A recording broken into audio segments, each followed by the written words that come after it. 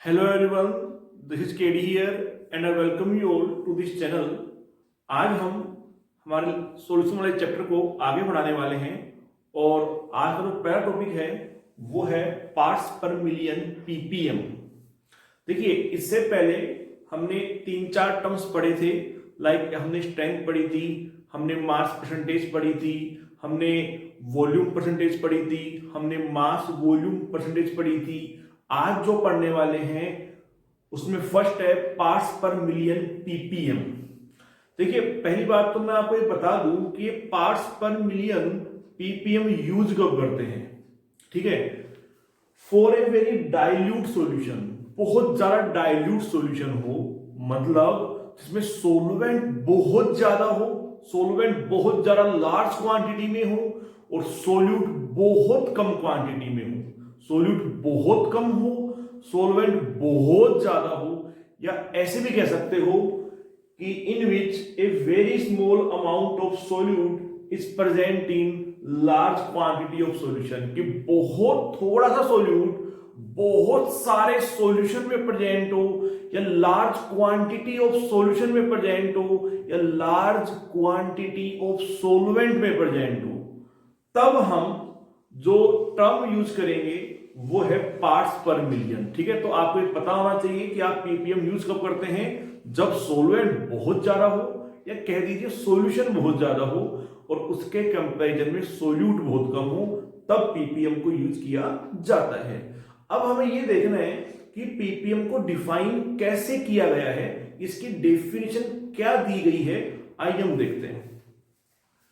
It is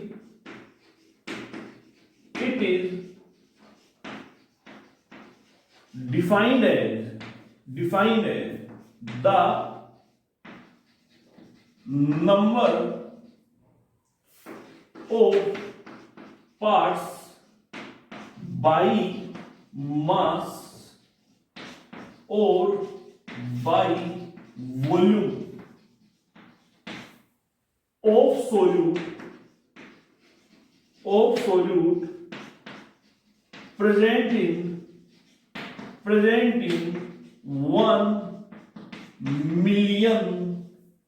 1 million parts of solution। 1 million parts of solution कि it is defined as the number of parts by mass or by volume of solute present in 1 million parts of solution. देखिए, अगर मैं आपको simply बताऊं कि suppose कीजिए हमारे पास 1 million parts means ग्राम, कि हमारे पास 1 मिलियन ग्राम या 1 मिलियन मिलीलीटर ऑफ सॉल्यूशन है, ठीक है। उसमें जितने ग्राम सोल्यूट होता है या जितने ml सोल्यूट होता है, देखना कि मान लीजिए ये कोई सॉल्यूशन है, 1 मिलियन पार्ट्स या 1 मिलियन ग्राम हमारे पास सॉल्यूशन है, ओके। हमने देखा ना सॉल्यूशन है तो सोल्यूट भी होगा और सोलेंट भी होगा। तो इसमें जितना मास ऑफ सोल्यूट होता है, इसमें जितना मास ऑफ सोल्यूट होता है कि आपने क्या लिया, आपने 1 मिलियन ग्राम सॉल्यूशन लिया, 1 मिलियन ग्राम सॉल्यूशन लिया, इसमें जितना मास ऑफ सोल्यूट होता है, जितना मास ऑफ सोल्यूट होता है उसे कहते हैं पीपीएम। फॉर एग्जांपल, अगर 1 मिलियन ग्राम सॉल्यूशन में 15 ग्राम मास ऑफ सोल्यूट है तो 15 कहलाएगी पार्ट्स पर मिलियन, 15 कहलाएगी पार्ट्स पर मिलियन। सपोज कर लीजिए अगर इसमें 45 ग्राम मास ऑफ सोल्यूट है तो 45 कहलाएगा ppm. In short 1 million gram solution में जितना मास ऑफ सोल्यूट होता है उसे कहेंगे पीपीएम। इसको आप ऐसे भी कह सकते हैं कि 1 मिलियन मिलीलीटर सॉल्यूशन में जितना या the number of millilitre of solute, मतलब जितना सोल्यूट का वॉल्यूम होता है उसे बोलेंगे पीपीएम। उसको टेक्निकली ऐसे बोलते हैं the number of parts by mass of solute present in 1 million part, जो कि आपको मैंने बताया कि सपोज कि 1 मिलियन ग्राम सॉल्यूशन है, इसमें जितना मास ऑफ सोल्यूट होता है that is known as ppm parts per million. तो इसका फॉर्मूला क्या होगा, इसका फॉर्मूला क्या होगा, इसका फॉर्मूला हो जाएगा, इसका फॉर्मूला हो जाएगा ppm equals to mass of solute upon mass of solution into 10⁻⁶। Okay, ये जो मास है यहां भी ग्राम में है, यहां जो मास है वो भी ग्राम में है। या फिर अगर आपने वॉल्यूम के टर्म्स में एक्सप्रेस किया तो this will be volume of solute upon volume of solution into 10⁻⁶। यहां जो वॉल्यूम है वो मिलीलीटर में है। तो ऐसे आप जो है ppm को कैलकुलेट कर सकते हैं। ठीक है, इसका जो ppm है वो बहुत जगह यूज होता है। फॉर एग्जांपल, जब भी एटमॉस्फेयर में जब भी पोल्यूशन को बताना होता है, pollution present in the atmosphere, तो जो पोल्यूटेंट्स की क्वांटिटी होती है वो हमेशा ppm में ही बताई जाती है, वो हमेशा ppm में ही बताई जाती है। तो जनरली जब भी पोल्यूशन को मेजर करते हैं तो पोल्यूशन को ppm के टर्म्स में ही मेजर किया जाता है। आइए नेक्स्ट देखते हैं। नेक्स्ट है मोल फ्रैक्शन। नेक्स्ट है mole fraction which is represented by the symbol x। Mole fraction का जो सिंबल है, मोल फ्रैक्शन का जो सिंबल है वो होता है x। तो मोल फ्रैक्शन क्या होता है समझते हैं। सपोज कीजिए एक सॉल्यूशन है, एक सॉल्यूशन है जिसमें दो सब्सटेंस हैं A एंड B, दो सब्सटेंस हैं A एंड B। ठीक है, A को आप सोलवेंट कह सकते हो। जनरली हमारी बुक्स में जो सोलवेंट का सिंबल होता है वो 1 गिवन होता है, यानी कि सोलवेंट इज डिनोटेड बाय 1 और alphabet A and solute is denoted bye 2 या अल्फाबेट B। तो मान लीजिए एक A है एक B है, A के मोल्स हैं Na और B के मोल्स हैं Nb, B के मोल्स हैं Nb। अगर मैं टोटल मोल्स निकालना चाहूं, टोटल मोल्स, तो that will be Na plus Nb। Total moles क्या होंगे Na प्लस Nb। अब कर क्या रहे, suppose if I take moles of A in the numerator, अगर मैं A के मोल्स ले न्यूमरेटर में and total moles in the denominator, और डिनोमिनेटर में ले टोटल मोल्स, मींस मैं ऐसा कहना चाह रहा हूं कि हमने A के मोल्स लिए और A के मोल्स जो है उनको डिवाइड कर दे टोटल मोल से, देन इसे बोलेंगे मोल फ्रैक्शन ऑफ ए। मींस अगर आपने ए के मोल्स लिए और उन्हें टोटल मोल से डिवाइड कर दिया तो उसे कहा जाएगा mole fraction of A. Means moles of A कितने हैं Na अपॉन टोटल मोल्स कितने हैं Na plus Nb designated as XA। तो यह आएगा mole fraction of A Na upon Na plus Nb। Mean अगर आपने A के मोल्स लिए और उसको टोटल मोल से डिवाइड कर दोगे तो वो कहलाता है उसका मोल फ्रैक्शन। सिमिलरली अगर हम न्यूमरेटर में लें मोल्स ऑफ B और डिनोमिनेटर में लें टोटल मोल्स, या ऐसे बोल दो कि हम B के मोल्स लें और डिवाइड कर दें by the total number of moles, B के मोल्स को डिवाइड कर दें by the total number of moles, then it is known as mole fraction of B। It is known as mole fraction of B designated as XB equals to NB upon Na plus Nb। Na+NB। इससे समझ में ये आता है, चाहे आप A के moles लें और उसको डिवाइड करें टोटल मोल से, चाहे आप B के मोल्स लें और उसको डिवाइड करें टोटल मोल से, वो कहलाएगा mole fraction. Means the number of moles of one substance या वन कंपोनेंट, एक सब्सटेंस के moles divided by the total number of moles of all the substance. एक सब्सटेंस के मोल ने उन्हें डिवाइड कर दे टोटल नंबर ऑफ मोल से, तो वो मोल फ्रैक्शन कहलाएगा। ऐसे ही फिर से एक सब्सटेंस के मोल्स ले उसे डिवाइड कर दे टोटल नंबर ऑफ मोल से, तो वो भी क्या कहलाएगा, मोल फ्रैक्शन। तो mole fraction can be defined as the number of moles of one substance divided by the total number of moles of all substance. Clear है? एक लास्ट पॉइंट, अगर हम दोनों के यानी कि ए का मोल फ्रैक्शन और बी का मोल फ्रैक्शन, दोनों के मोल फ्रैक्शन का सम कर दें, अगर हम सम करें तो we will get that XA plus XB equals to 1। Means दोनों के मोल फ्रैक्शन का सम, दोनों के मोल फ्रैक्शन का सम जो आएगा वो 1 आएगा। इससे एक बात निकल के आती है कि सभी कंपोनेंट, चाहे A हो चाहे B हो, मान लीजिए 3 कंपोनेंट्स हैं A B C, अगर आप तीनों के mole fraction XA plus XB plus XC करोगे, मतलब तीनों के मोल फ्रैक्शन का सम करोगे, तो sum is always equal to 1। Sum हमेशा 1 आता है। ठीक है? एक पॉइंट और, मोल फ्रैक्शन एक फ्रैक्शन है, सो ये एक यूनिटलेस क्वांटिटी है। मोल फ्रैक्शन की कोई यूनिट नहीं होती है, it is a unitless quantity. Clear? आगे बढ़ते हैं। अब नेक्स्ट जो आता है हमारे, नेक्स्ट आता है मोलैरिटी एंड मोलैरिटी।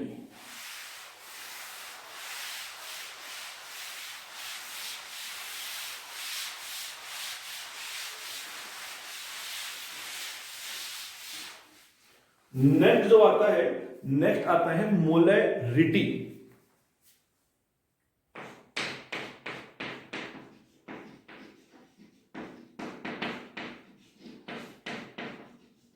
मोलैरिटी देखिए, molarity is denoted by the symbol capital N।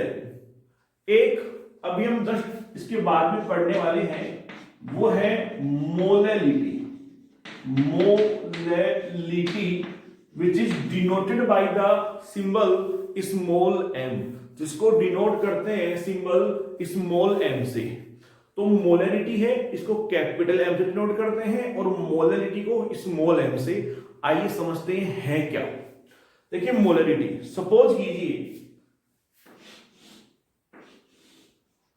हमारे पास 1 लीटर सॉल्यूशन है, 1 लीटर सॉल्यूशन,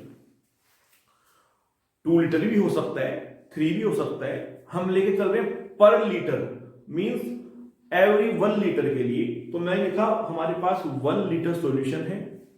ठीक है, हमारे पास 1 लीटर सॉल्यूशन है।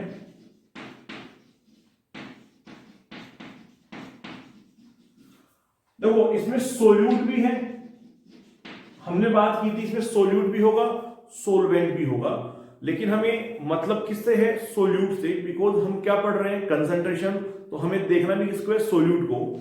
तो हमारे पास 1 लीटर सॉल्यूशन है, इसमें सोल्यूट है। हम क्या बोलेंगे कि इसमें जितने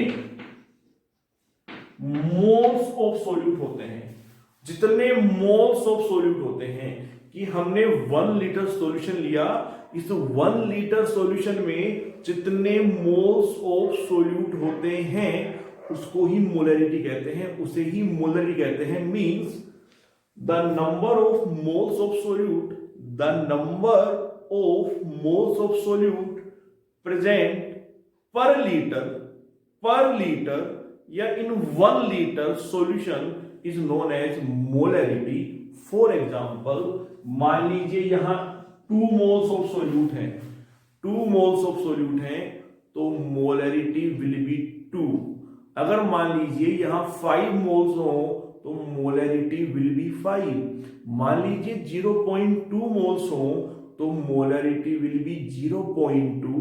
इससे ये समझ में आता है कि 1 लीटर सॉल्यूशन में जितने जितने मोल्स ऑफ सॉल्यूट होते हैं उसी को मोलरिटी कहते हैं। The number of moles of solute present per litre या in 1 litre of solution is known as molarity, and this molarity is denoted by the symbol capital M। Clear है? तो ये था 1 लीटर सॉल्यूशन, इसमें जितने moles of solute हैं उसे molarity कहेंगे। इसका फॉर्मूला क्या है? आइए देखते हैं इसका फॉर्मूला क्या होगा। Molarity equals two moles of solute upon volume of solution. ये जो वॉल्यूम हमें लेना है ये लेना होता है लीटर में। ये जो वॉल्यूम हमें लेना है ये वॉल्यूम हमें किस में लेना है? लीटर में। न्यूमेरिकल्स में मे बी जनरली जो वॉल्यूम है वो मिली लीटर में गिवन होता है, तो सबसे पहले उसे लीटर में कन्वर्ट करके यहां उसको पुट करना होता है। देखिए,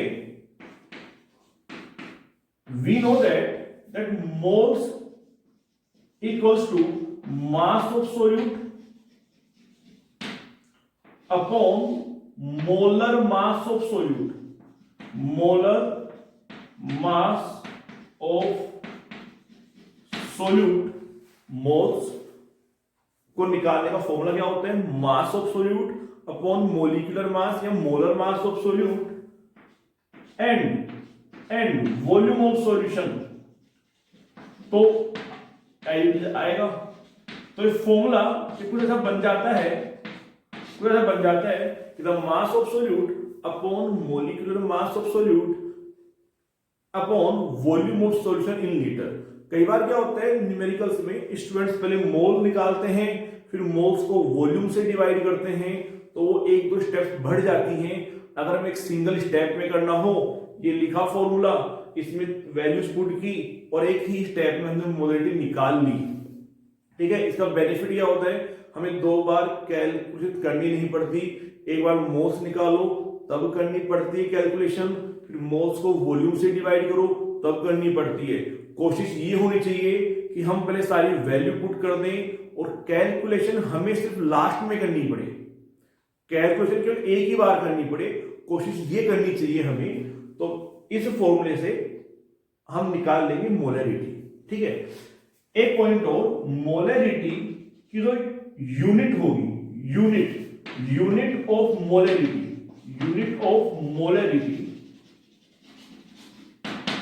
वो होगी मोल पर लीटर या mole litre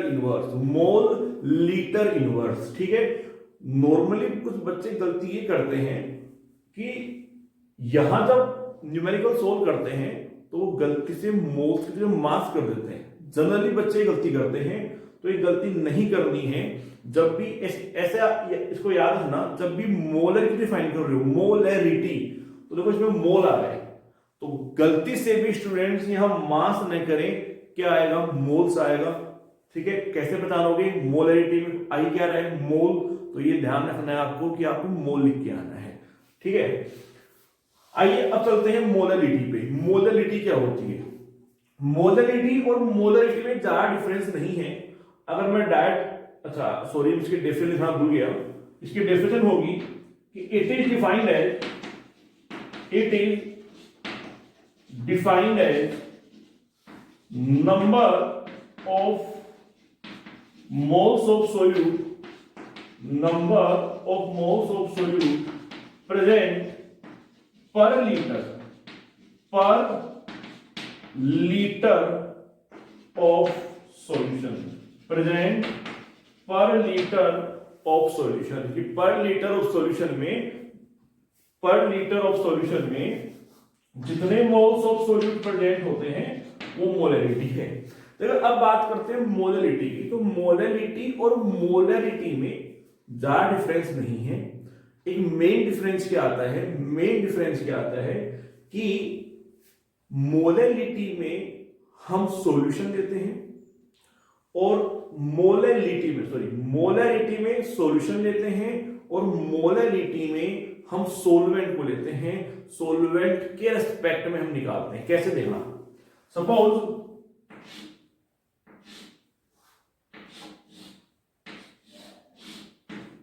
suppose we had, हमारे पास 1 kg सोलवेंट है। मैंने बताया ज्यादा भी हो सकता है, बट हम बात कर रहे हैं पर केजी की, हर एक केजी के लिए। तो मैंने लिखा 1 kg सोलवेंट। ओके, फिर से वही बात बोलेंगे कि यहां है सोल्यूट, सोलवेंट भी है, but we are taking solute.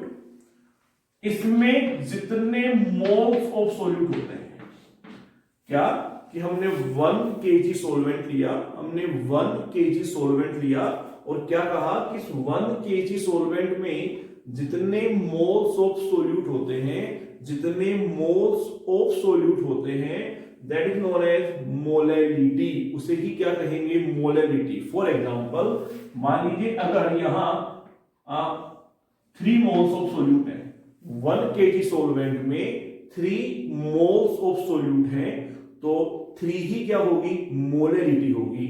मान लीजिए यहां जो है 0.8 मोल्स ऑफ सोल्यूट है, 0.8 मोल्स ऑफ सोल्यूट है, तो 0.8 ही क्या होगी, मोलैरिटी। सिंपली कि सर 1 kg सोलवेंट में जितने मोल्स होंगे, जितने मोल्स होंगे, जितने मोल्स होंगे, मोल्स होंगे, उसे ही क्या बोलेंगे, मोलैरिटी। तो the number of moles of solute present per kg in 1 kg of solvent is known as molarity।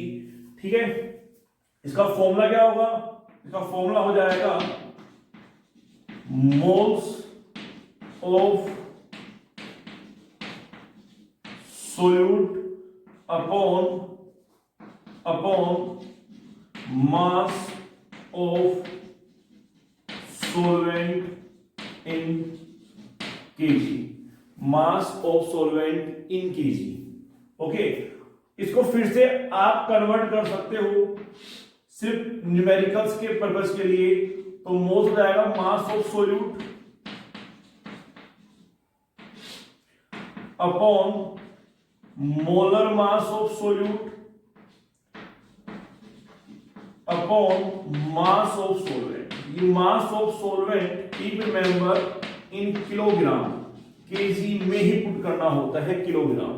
इसकी यूनिट क्या होगी, यूनिट हो जाएगी mole per KG, means mole KG inverse. और इसकी definition, it is defined as the number of moles of solute present in 1 kg या per kg of solvent, per kg of solvent।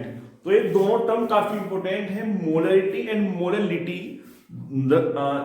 Generally board exams में और IIT वगैरह NEET के exams में पूछे जाते रहते हैं, तो ये काफी इंपॉर्टेंट है। जब भी हम कोई रिएक्शन करते हैं, कैलकुलेशंस करते हैं, तो मोस्ट ऑफ द टाइम जब आप लोगे तो रिएक्शन में मोलैरिटी ही काउंट की जाती है, कितने मोल्स पर लीटर किसी रिएक्टेंट के रिएक्ट कर रहे हैं। तो मोलैरिटी काफी इंपॉर्टेंट है। ये काफी रिएक्शन में जब हम कैलकुलेशन करते हैं तो मोलैरिटी के टर्म्स में ही की जाती है। ठीक है, तो ये थी मोलैरिटी, ये थी मोलैरिटी। इनमें मैं आपको एक बता दूं मेन डिफरेंस कि मोलैरिटी में सॉल्यूशन को कंसीडर किया जाता है, सॉल्यूशन को, एंड मोलैरिटी में जो है सोलवेंट को कंसीडर किया जाता है। First main difference. Second main difference, molarity depends on temperature, कि मोलैरिटी जो है वो टेम्परेचर पे डिपेंड करती है, depends on temperature. Why? Because molarity में आ रहा है वॉल्यूम। अगर आपने टेम्परेचर बढ़ाया, टेम्परेचर बढ़ा दिया ऑफ द सॉल्यूशन या ऑफ द रूम टेम्परेचर, तो क्या होगा, टेम्परेचर से वॉल्यूम बढ़ेगा, वॉल्यूम बढ़ेगा because volume depend on temperature, और वॉल्यूम बढ़ेगा तो मोलैरिटी की वैल्यू क्या हो जाएगी, decrease. In short molarity depends on temperature. While molarity में वॉल्यूम नहीं है, ओनली मास है। मास टेम्परेचर पे डिपेंड नहीं करता, मास अगर टेम्परेचर डिपेंड नहीं करेगा मींस मोलैरिटी भी टेम्परेचर पे डिपेंड नहीं करेगी। तो अगर आपको बोर्ड एग्जाम में क्वेश्चन पूछे तो आपको ऐसे दो डिफरेंस लिख के आने हैं। अगर किसी कॉम्पिटिटिव एग्जाम में क्वेश्चन आता है तो मे बी अगर एग्जाम में आपको 4 स्टेटमेंट्स गिवन हो, 4 स्टेटमेंट्स, और कहे which one of the following statement is correct या which one of the following statement is not correct, और वहां गिवन हो कोई भी स्टेटमेंट आपको बना के दे दे, तो आपको इसका ध्यान रखना है। क्लियर है मेरी बात? मैं आपको एक मेन डिफरेंस और बता दूं, हालांकि अभी हमें कुछ और पढ़ने हैं, लाइक अभी हमें नॉर्मेलिटी पढ़नी है, हमें फॉर्मेलिटी पढ़नी है, अभी हमें इसके न्यूमेरिकल्स भी करने हैं, और हमें काफी कुछ इनमें फॉर्मूले, इनमें रिलेशनशिप पढ़नी है। फॉर एग्जांपल एक मोलैरिटी और मोलैलिटी में क्या रिलेशनशिप होगी, ये क्यों पढ़ना है हमें? पढ़ना इसलिए है कि मान लो अगर आपको मोलैरिटी दे दी जाए और मोलैलिटी कैलकुलेट करवाए, या मोलैलिटी दे करके मोलैरिटी करवाए, तो वो कैसे करेंगे, और भी बहुत सारे इनमें रिलेशंस हैं, वो सब हम नेक्स्ट क्लास में करेंगे। तो लेकिन मैं एक बात बता दूं आप लोगों को कि इन दोनों में इन सभी जो हमने पढ़े हैं अभी तक, लाइक अभी हमने पढ़ा है मोलैरिटी, एक मोलैरिटी होता क्या है, जब भी कंसंट्रेशन कैलकुलेट की जाती है ना, तो इन दोनों में हम प्रेफरेंस मोलैलिटी को देंगे। मतलब अगर हमें किसी सब्सटेंस की कंसंट्रेशन लिखनी है ना, तो हम मोलैलिटी के रूप में लिखेंगे, उसकी मोलैलिटी कैलकुलेट की जाएगी, ना कि मोलैरिटी। मतलब हमारी प्रेफरेंस हम देंगे मोलैलिटी को ओवर द मोलैरिटी। व्हाई? ऐसा क्यों? उसका रीजन है। होता क्या है, मोलैरिटी डिपेंड करती है टेम्परेचर पे। टेम्परेचर जब चेंज होगा तो उस सब्सटेंस की मोलैरिटी भी क्या हो जाएगी, चेंज। उस सब्सटेंस की मोलैरिटी भी क्या हो जाएगी, चेंज। मतलब मोलैरिटी कांस्टेंट नहीं रहेगी। लेकिन molality does not depend on temperature. Temperature change होता रहे, मोलैलिटी चेंज नहीं होगी। सिमिलरली अगर आप बात कर ले, मान लो मास परसेंटेज, एक हम बात कर रहे हैं मान लो वॉल्यूम परसेंटेज, एक mass volume percentage, volume mass volume, इन दोनों में वॉल्यूम आ रहा है, तो विद टेम्परेचर ये दोनों भी चेंज होंगी। जबकि मास परसेंटेज जो है इसमें तो वॉल्यूम नहीं है, ओनली मास ही है। तो होता क्या है, फिर से सेम कंसेप्ट कि जब भी हमें प्रेफरेंस देनी होगी तो हम मास परसेंटेज को प्रेफरेंस देते हैं। मास परसेंटेज निकाली जाती है over the volume percentage and mass volume percentage. तो आज इतना ही करते हैं। नेक्स्ट क्लास में हम इसके बचे हुए टॉपिक्स करेंगे विद न्यूमेरिकल्स एंड इनके क्वांटिटेटिव रिलेशनशिप, जो इनमें फॉर्मूले हैं वो इनमें हम नेक्स्ट